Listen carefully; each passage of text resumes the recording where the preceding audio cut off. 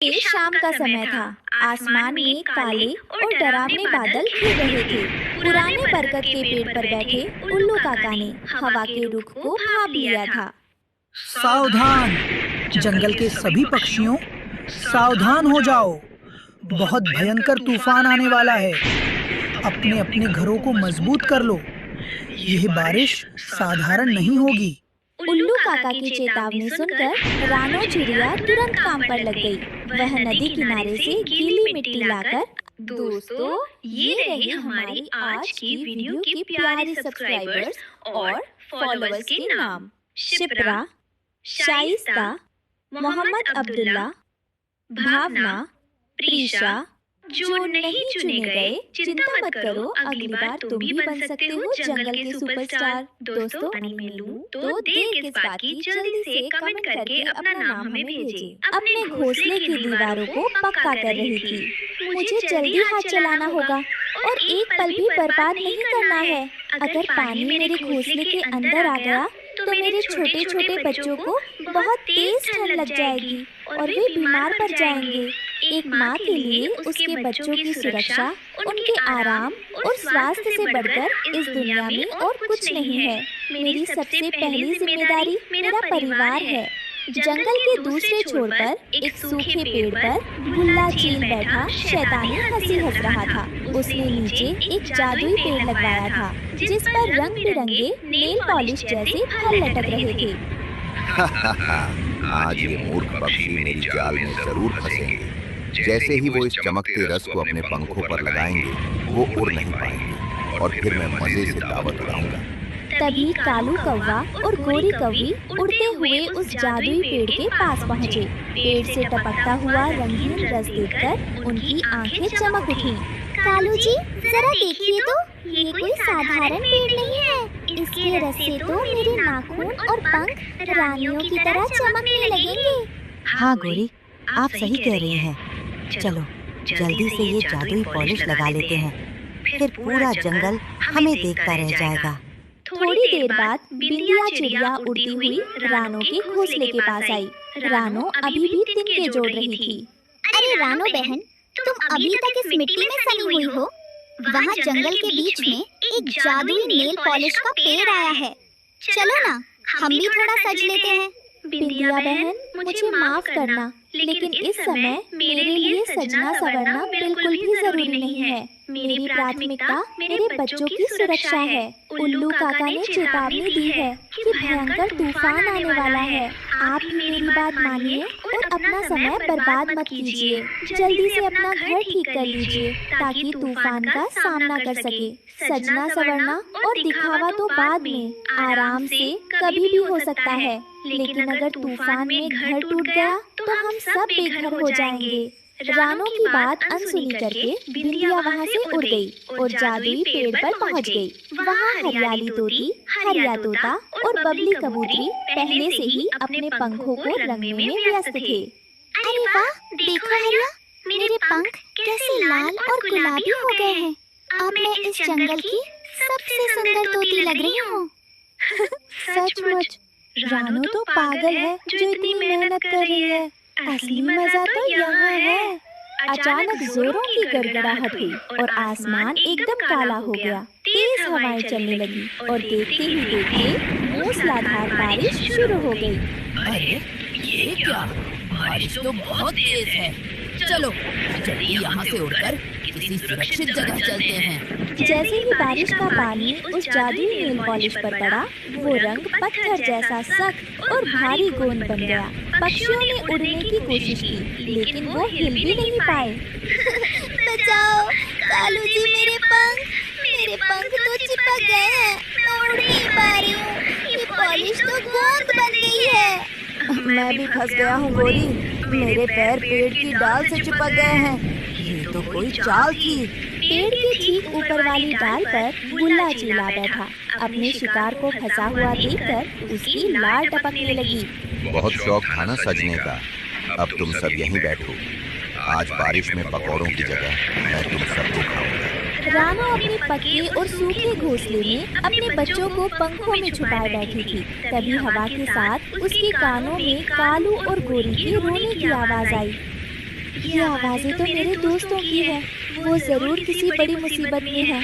ये सही है कि उन्होंने मेरी बात नहीं मानी और मेरा मजाक उड़ाया था, लेकिन इस भयंकर तूफान में मैं उन्हें मरने के लिए नहीं छोड़ सकती। किसी की जान बचाना सबसे बड़ा धर्म है। एक माँ का दिल पत्थर का नहीं हो सकता। मैं तुरंत उनकी मदद करने जाऊंगी। रानू ने तुरंत अपने घोंसले से फिसलन वाला तेल लिया जो उसने दरवाजे पर लगाने के लिए रखा था और तूफान के बीच जान पर खेलकर जादुई पेड़ की तरफ उड़ चली। हिम्मत मत हारना दोस्तों, मैं आ गई हूँ। मैं तुम्हें बचाने आई हूँ। जल्दी से ये तेल अपने पंखों पर मलो। ये गोंद छूट जाएगा और तुम सब उड़ पाओगे। जल्दी करो, समय कम है। ए छोटी चिड़िया, तू मेरा शिकार खराब करने आई है? अभी बताता हूँ तुझे। रानू ने फुर्ती से तेल सबको दिया और खुद गुल्ला झील का ध्यान भटकाने लगी। तेल लगते ही गोंद छूट गया और सभी पक्षी जान बचाकर रानू के मजबूत घोंसले में आ गए। गुल्ला झील बारिश और तूफान से हारकर भाग गया। रानू बहन, हमें माफ कर दो। हमने दिखावे के लिए अपनी जान खतरे में डाल दी थी। आज समझ आया कि असली सुंदरता तुम्हारी त्याग और ममता में है। कोई बात नहीं गोरी बहन, जान बची तो लाख हो पाए। ये याद रखना कि मुसीबत बताकर नहीं आती और बाहरी चमक दमक हमेशा धोखा देती है। इसलिए हमेशा दिखावे से ज्यादा तैयारी और सुरक्षा जरूरी होती है। अपनी ऊर्जा सही जगह लगाओ, अपने परिवार को सुरक्षित रखने।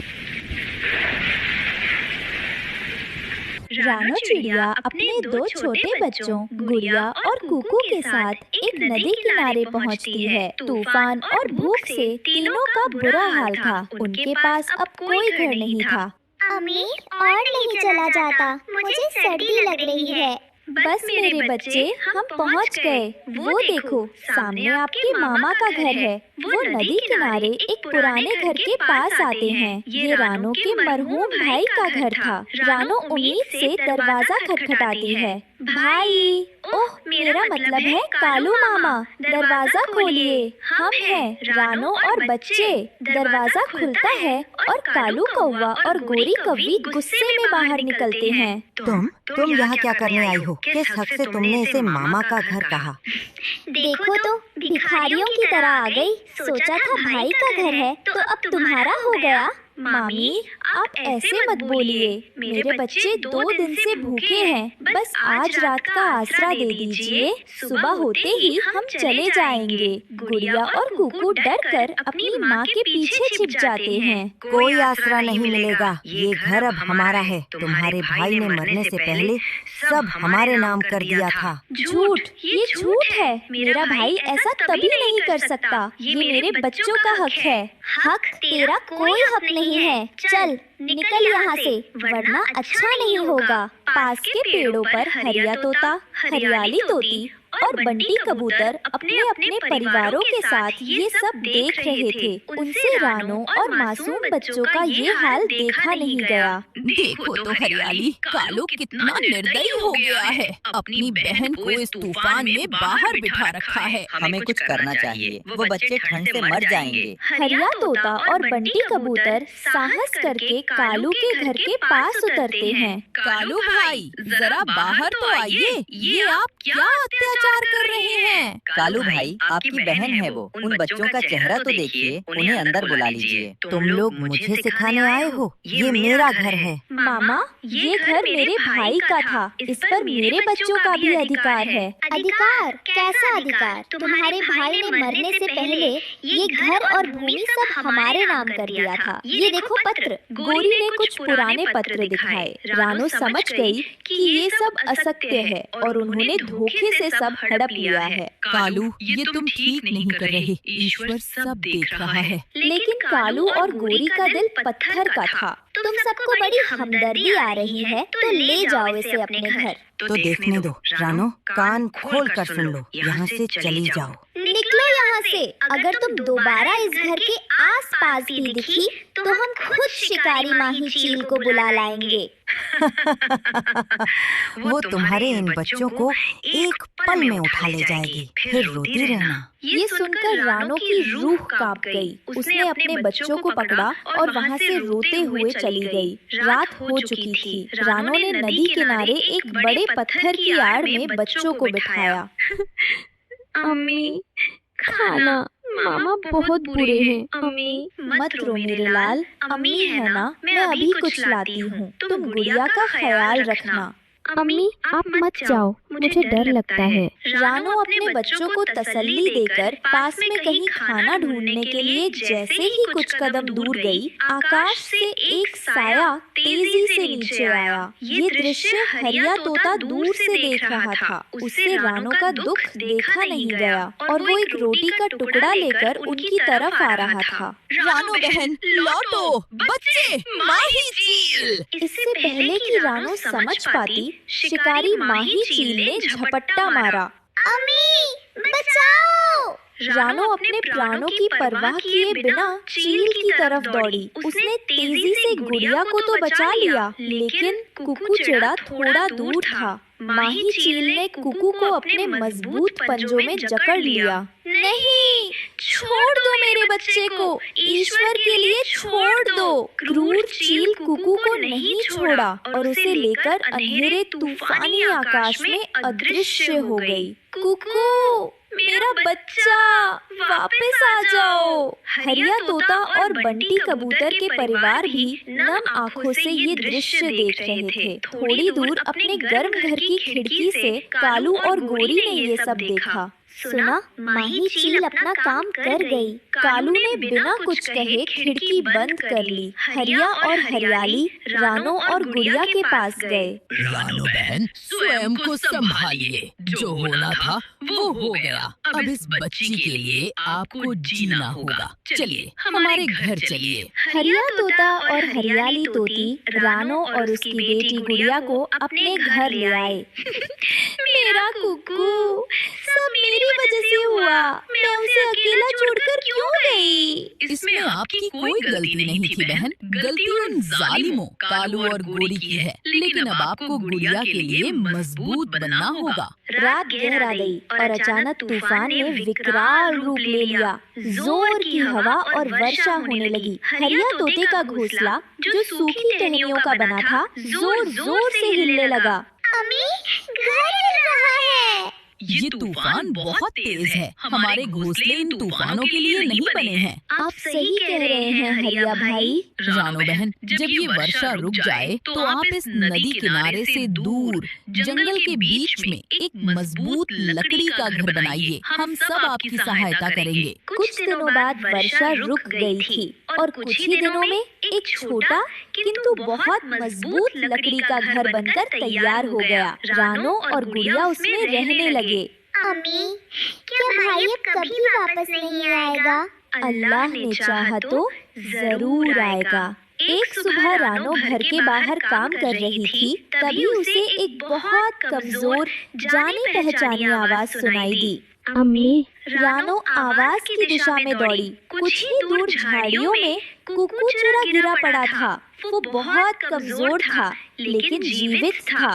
कुकू, मेरे बच्चे! रानो ने उसे उठाकर सीने से लगा लिया। गुड़िया भी दौड़ती हुई आई और अपने भाई से लिपट गई। रानो ने कुकू को खाना खिलाया। उसने कमजोर आवाज में बताया, अम्मी, जब वो चील मुझे ले जा रही थी तब बहुत जोर से बिजली कड़की। वो अचानक कांपी और मुझे छोड़ दिया। सत्य ये था कि उस रात तूफान में माही चील को दिल का दौरा पड़ गया था, जिससे वो मर गई और कुकू उसके पंजों से छूट गया। मैं पत्तों पर गिरा। कई दिन भूखा रहने के बाद आज यहाँ पहुँच पाया। दूर नदी किनारे अपने घर से कालू कौआ और गोरी कौवी ये सब जलते हुए देख रहे थे। ये बच कैसे?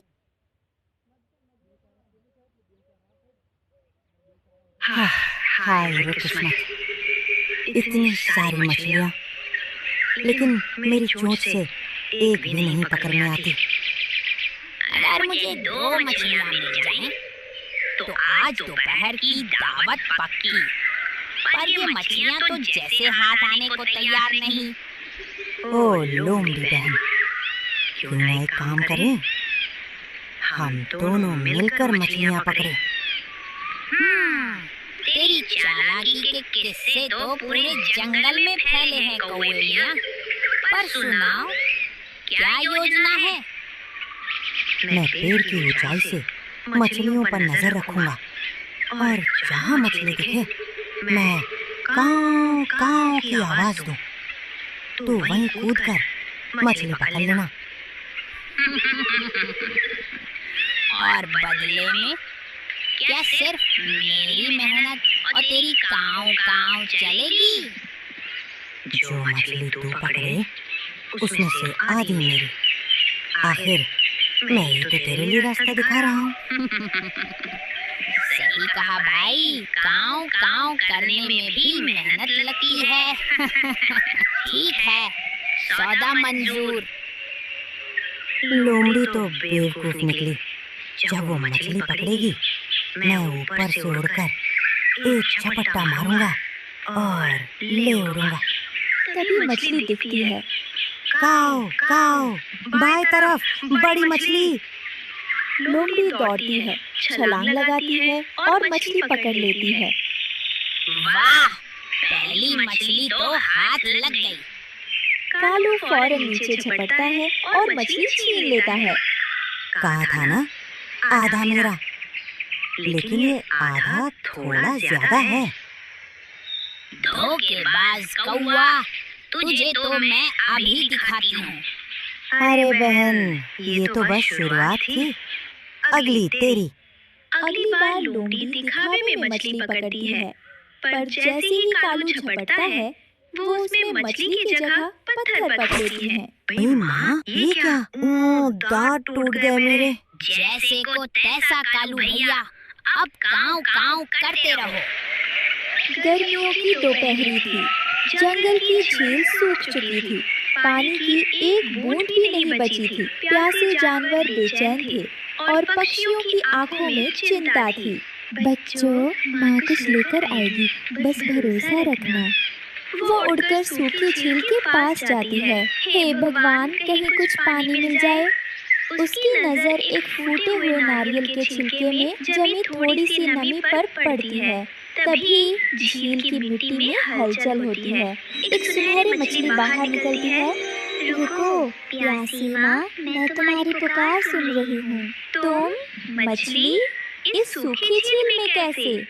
मैं एक जादुई मछली हूँ, सिर्फ सच्चे दिल वालों को दिखाई देती हूँ। तुम भूखी हो पर अपने बच्चों की चिंता कर रही हो, यही सच्ची माँ का प्रमाण है। मेरे पास ना खाना है ना घर, बस ये आस है कि कोई चमत्कार हो जाए। मैं तुम्हारी मदद कर सकती हूँ, लेकिन बदले में कभी किसी का बुरा मत करना। मछली फिर हिलाती है और रानों के सामने जमीन पर उगते हैं सुनहरे दाने बाजरे के। हे भगवान, ये तो सोने जैसे हैं। ये बाजरे के दाने खाने में स्वादिष्ट हैं और इन्हें बेचकर तुम बहुत कुछ कमा सकती हो। लेकिन याद रखो, लालच मत करना। तुमने मेरी जिंदगी बदल दी। दूर से गोरी कौवी और कालो कौवा देख रहे होते हैं। हाँ, देखो जरा उस रानो को। कल तक तो सूखी झोपड़ी में पड़ी रहती थी, अब रोज कुछ नया ला रही है। कल केले, परसों सेब और अब ये सोने जैसे चमकते बाजरे के दाने। जरूर कोई राज है। अरे गोरी, बात तो कुछ गड़बड़ है। जंगल में कोई किसान सोने का बाजरा नहीं उगाता। जरूर कोई जादू, कोई खजाना या फिर कोई रहस्यमय मदद। चलो पीछे लगते हैं। कहीं कोई जादुई पेड़ तो नहीं, या फिर किसी तांत्रिक मछली से तो हाथ नहीं मिला लिया इस रानो ने? तूने सही पकड़ा। ये सब उस दिन से शुरू हुआ जब वो झील की तरफ गई थी। मैंने देखा था उसे अकेले जाते हुए, और फिर लौटते वक्त उसके पंखों में अलग ही चमक थी। तो फिर देर किस बात की? चलो उसके पीछे लगते हैं, पता लगाओ कि माजरा क्या है। हाँ, और अगर सच में कोई जादुई चीज मिली तो हम दोनों जंगल के राजा बन जाएंगे। दोनों या अकेले तू। अरे नहीं नहीं, मैं और तुम पार्टनर। अरे जंगल की सत्ता हमें मिल जाएगी, बस रानो की चाल समझनी है। ठीक है कालू, आज रात चलते हैं उसकी झोपड़ी के पास, देखेंगे क्या छुपा रखा है उस भोली भाली शक्ल वाली चिड़िया ने। और अगर सच में कोई खजाना निकला तो बांटने की बात बाद में सोचेंगे। दोनों जोर जोर से हंसते हैं काऊ काऊ और आसमान में उड़ जाते हैं। रात के समय कालू और गोरी रानो की झोपड़ी में घुसते हैं। ये दाने हाय सोने जैसे चमक रहे हैं। सारे उठा लेते हैं। सुबह तक तो हम जंगल के राजा बन जाएंगे। जैसे ही वो दाना उठाते हैं, चमकती रोशनी से उनकी चोंच जल जाती है। ये तो जादू है। मछली की आवाज गूंजती है। चोरी करने वालों के लिए दाने आग बन जाते हैं। अगले दिन जंगल में पंचायत होती है। ये सब झूठ है। रानो के पास कोई जादू है, कोई गुप्त ताकत। तभी तो एक मामूली चिड़िया जो कल तक भीख मांगती थी, आज सोने जैसा बाजरा उगा रही है और उसके बच्चे रोज ताजे फल खा रहे हैं। जादू नहीं, ये मेरी मेहनत और किसी की दया है। मैंने उसे मांगकर नहीं, प्यार से पाया है। हमें भी हक है। जंगल सबका है। अगर रानो के पास कोई चमत्कारी चीज है तो उसे सबके साथ बांटना चाहिए। वो सब छुपा रही है, खुद लालच कर रही है। पक्षी चुप हो जाती है। मैंने खुद देखा है, रानो ने किसी से कुछ नहीं मांगा। वो हमेशा दूसरों को पहले खिलाती है। उसकी झोपड़ी में तभी दरवाजा बंद नहीं होता। पर वो दाने जलते क्यों हैं जब हम छूते हैं? क्योंकि दया का फल जब लालच से छुआ जाए तो वो आग बन जाता है। भीड़ तालियां बजाने लगती है। कालू शर्मिंदा होकर पीछे हटता है। रानो के बच्चे दौड़कर उसे गले लगाते हैं। फिर झील में हल्की बारिश होती है और मछली फिर दिखती है। रानो, तुमने वादा निभाया। अब मैं वापस जा रही हूँ, लेकिन जब भी जरूरत होगी याद करना, तुम मेरे लिए फरिश्ता हो। मछली गायब हो जाती है और झील में फिर से पानी भरने लगता है। हमेशा याद रखना, सच्चा दिल और मेहनत कभी खाली नहीं जाते। गोरी और कालू शर्मिंदा होकर दूर खड़े होते हैं। शायद हमें भी बदलना चाहिए। हो सकता है ये जंगल प्यार से ही चलता है। इस कहानी से हमें शिक्षा मिलती है कि ईमानदारी और करुणा से मिला आशीर्वाद चोरी से कभी नहीं पाया जाता। बरसात की ठंडी रात थी। पेड़ों से टपकते पानी की बूंदें रानो चिड़िया और उसके बच्चों के ऊपर गिर रही थीं। उनका पत्तों का घर टूटकर गिर चुका था। मेरे बच्चों, बस थोड़ी देर और सह लो। माँ हूँ, तुम्हें तकलीफ में देखकर मेरा दिल रोता है। अम्मा, बहुत ठंड लग रही है।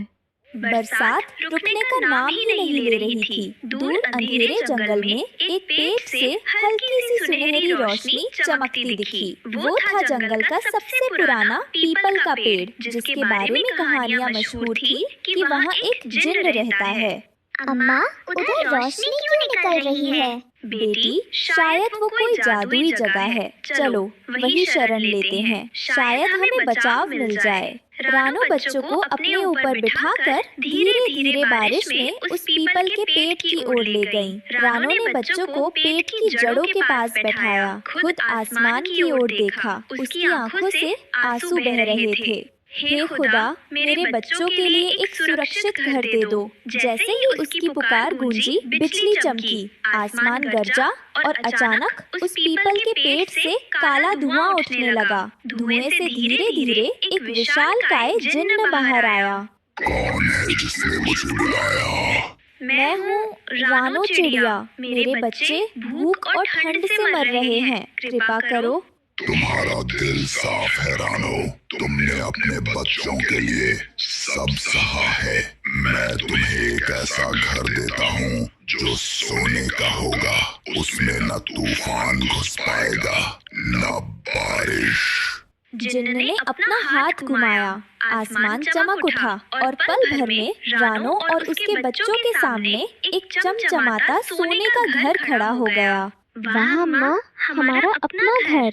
शुक्र है खुदा का, और तुम्हारा भी है जिन्न। दिन बीतते गए, अब रानो और उसके बच्चे उस जादुई सोने के घर में रहने लगे। घर बाहर से ही नहीं बल्कि अंदर से भी अद्भुत था। दीवारें सोने की चमक से दमक रही थी। रसोई में सोने का चूल्हा था, सोने के बर्तन थे और हर कोने से एक गर्माहट निकलती थी, जैसे घर खुद उन्हें सुरक्षित रखना चाहता था। अम्मा देखो, ये बर्तन भी सोने के हैं। अब हमें खाना बनाने में मजा आएगा। और ये देखो, चूल्हा भी चमचमा रहा है।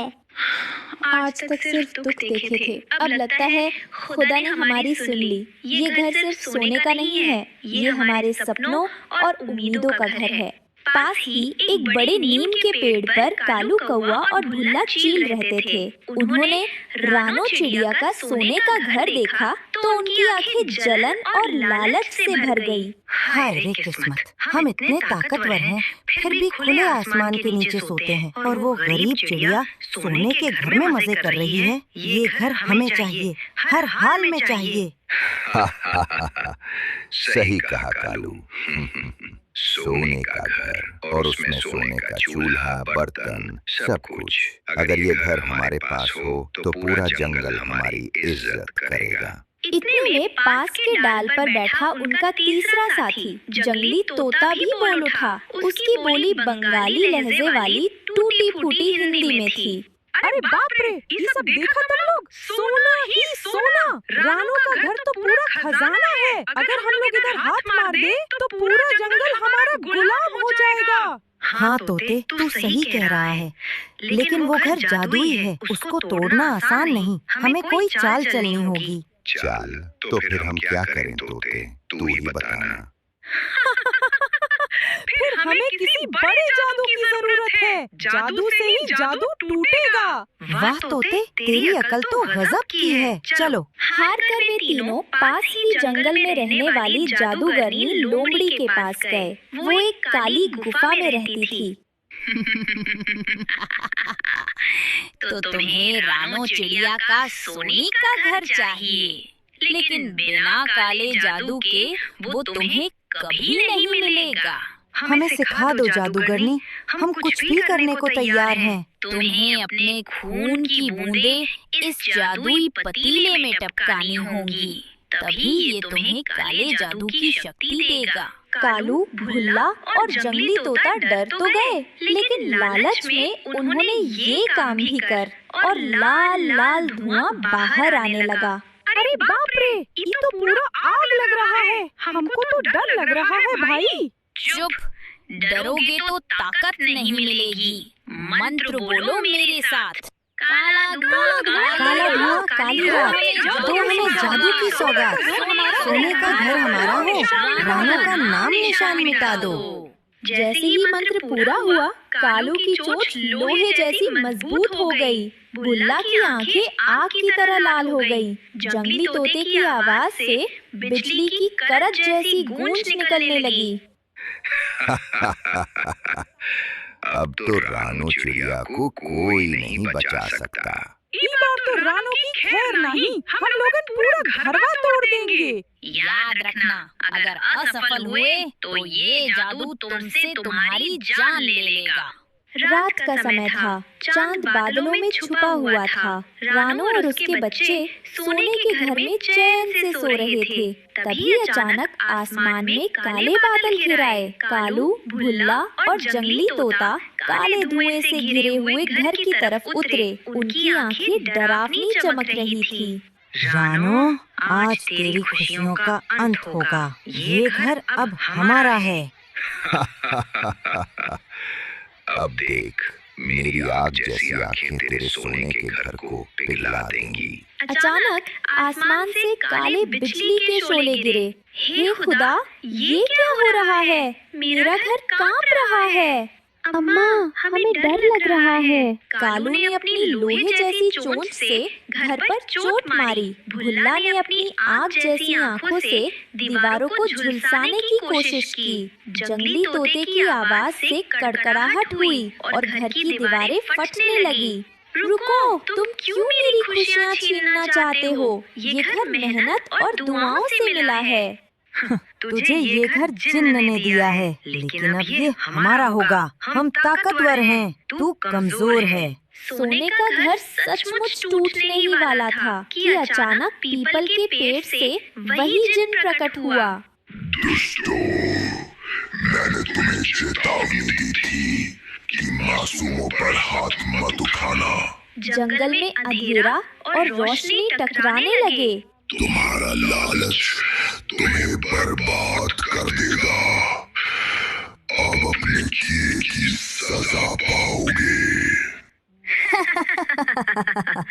हमें लोमड़ी ने काला जादू दिया है, अब तेरा जादू हम पर नहीं चलेगा। देख, मेरी आग तुझे राख कर देगी। जिन बाबू, तुम्हारा अब खैर नहीं, हम सब मिलके तुम्हारा मटिया मीट कर देंगे। लेकिन जिन ने एक हाथ उठाकर नीली लौ का गोला बनाया। वह गोला तीनों पर टूट पड़ा और उन्हें पीछे धकेल दिया। नहीं, हम हार नहीं मानेंगे। हम हार मानते नहीं, इस बार तो जीते ही रहेंगे। जिन का चेहरा और कठोर हो गया। उसने उन तीनों को एक जादुई बोतल में कैद कर दिया।